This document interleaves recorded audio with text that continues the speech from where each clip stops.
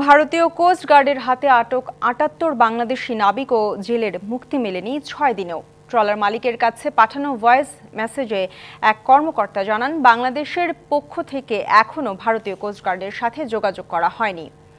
ভারতীয় কোস্টগার্ডও বাংলাদেশের পক্ষ থেকে যোগাযোগ না করার বিষয়টি নিশ্চিত করেছে। গেল ২৪শে November Bangladeshi fishing trawler MV মেঘনা ৫ ও লায়লা ২ মাছ ধরতে গভীর সাগরের উদ্দেশ্যে যায়। সোমবার রাতে খুলনার হিরন পয়েন্ট এলাকায় মাছ আহরণ করা অবস্থায় ভারতীয় কোস্টগার্ডের সদস্যরা জাহাজ দুটিকে আটক করে। ট্রলার দুটি ভারতের উড়িষ্যা রাজ্যের প্যারাদ্বীপ বন্দর থেকে ৯ নটিক্যাল মাইল দূরে নোঙর করে রাখা হয়েছে। ইন্ডিয়ান সরকার আমাদেরকে দেওয়ার জন্য রেডি, কিন্তু তোমাদের সরকার রেসপন্স করতেছে না আর কি। তোমাদেরকে আমরা নিয়ে যাচ্ছি কি জন্য বোঝানো, তোমাদের দেশের সরকার আমাদের দেশে ৪৫-৫০ জন মানুষ চিন্তা রেখে দিচ্ছে, এখনো দেয় নাই।